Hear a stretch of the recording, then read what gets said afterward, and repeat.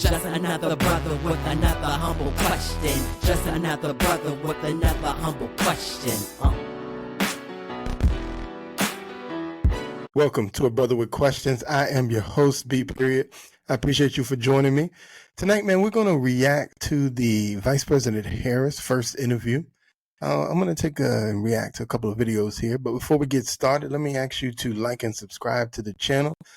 Just click that like button and hit the notification button so you know when these drop. And make sure you share it. Share it with a friend. Tell them what you're listening to. So we're going to dive in, though. This first video we're watching Roland Martin react to his opinion of the interview. Let's dive in. Hear what he has to say. Enough of that.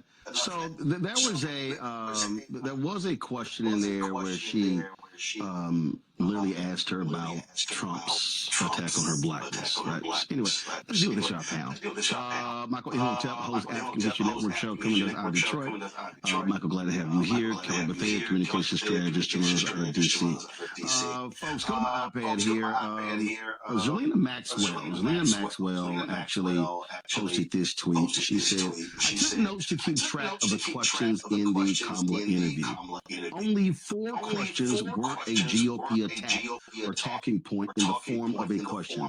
How does this type of interview help voters understand her policies at all?" Damn good question, Kelly.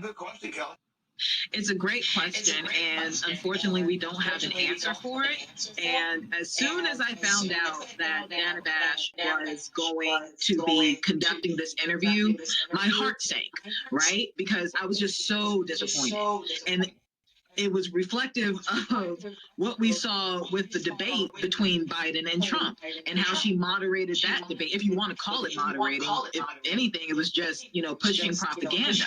And it is disheartening to see somebody who has a storied history of good, solid journalism denigrating herself like this just for viewership purposes only.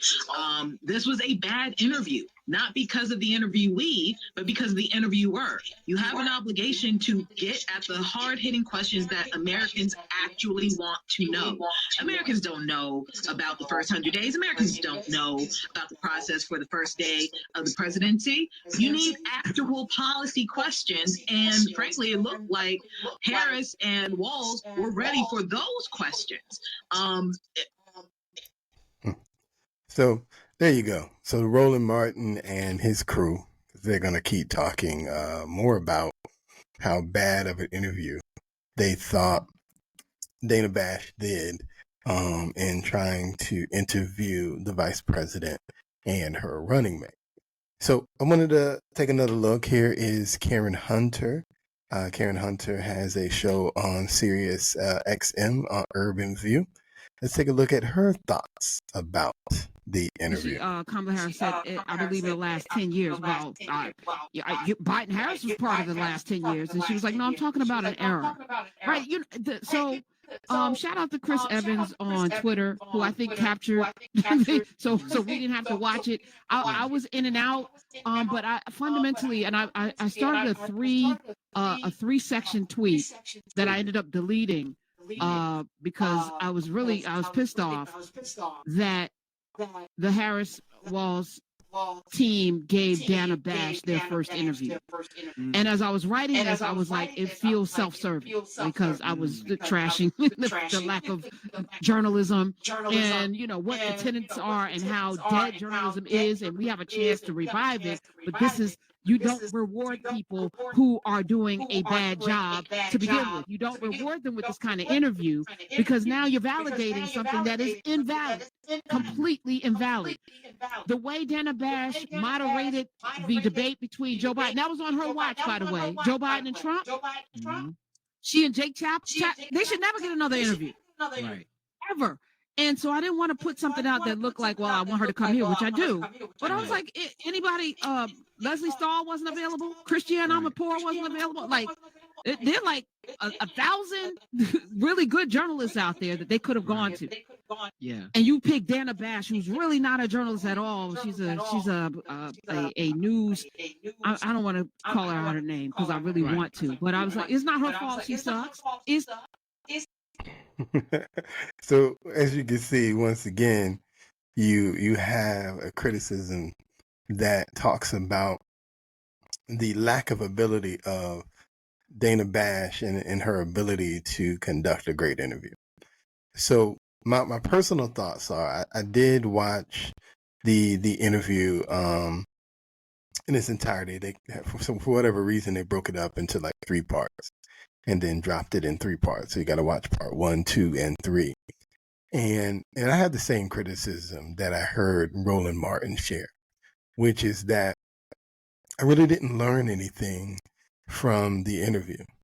I didn't get more details about these policies. I didn't get a better understanding of how you might implement these policies, how you might get Congress to go along with these policies, and that's the question that I've been trying to understand and get an answer to from the vice president is how, right? So I get you got all these ideas, and I, for me, the ideas that I've heard, I would call them very milquetoast ideas in the sense that, they're things that, people can get with, right? The idea of a child tax credit, right? Who doesn't have a child who wouldn't appreciate getting a larger child tax credit, right? So whether you're Republican, Democrat, Independent, that sounds like a pretty good idea. So right now, I think it's at 2,000. She's talking about expanding the infant to 6,000 and then expanding the other ages to 3,600 and 3,000. So that's at least $1,000 increase generally. And then potentially how old your child is could even be more than that. But so I mean, yeah, that's a good idea. But the question that I hear when I hear that is, how does that really bring people out of poverty? Because everybody I know who gets a child tax credit spends that within the first 6, if that, usually within the first 3 months of that check. And it's usually not on getting them out of poverty. So I don't really see how that gets us out of poverty, but so be it. But I'm just interested in what these policies are that she's going to really bring across to really help out the quote unquote middle class, as they say. And we didn't get that in the interview. I don't know if it's Dana Bash's fault.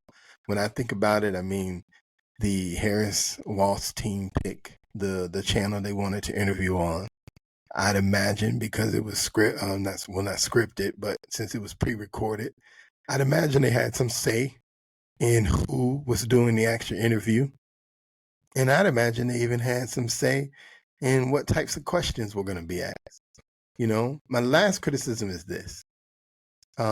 As you can see, I used 2 Black reporters on purpose because, it seems to be, in my opinion, they're reaching out to Black voters very heavily, going back to the DNC, as I called it in one of my other videos, the Black DNC.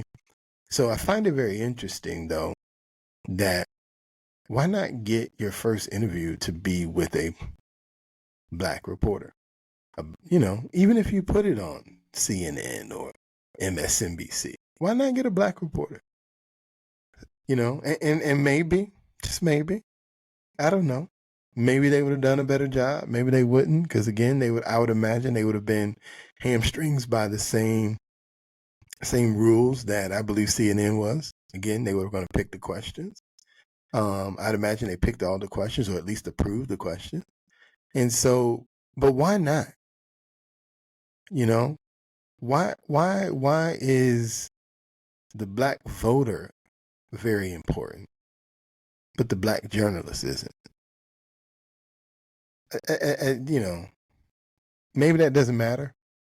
You might say it doesn't matter, but to me, it's a question only because it seems to be a sticking point of the campaign. I had the same criticism of Joe Biden. What did he tell Charlemagne? If you don't vote for me, you ain't Black. Okay. But you didn't talk to a Black reporter either. You talked to Charlemagne, but he's no Black reporter. You talked to Cardi B, she's no Black reporter. And Kamala Harris has talked to Luke. That guy, Luther Campbell, Miami. He's no reporter. And so, I find it strange that if why not do your first interview with a Black reporter? And those are the questions that I always ask. Because when you're quote unquote trying to reach out to me, black man, black community, if you really want me to respect what you're doing, you got to go talk to the people who at least have my respect. And while I don't agree with Roland Martin on most of the stuff he says, I respect at least that he's a reporter. He's very biased, but he's a reporter. Karen Hunter is another one. She's a reporter. And in this particular election, she's very biased, but nonetheless, a reporter. And so I'm waiting to take them seriously based on who they speak to. And to me, that will tell me how serious they are about whatever agenda they're putting out there, especially agenda that's supposed to be aimed at the black community. And on that note, I'm B. Period, and I'm out.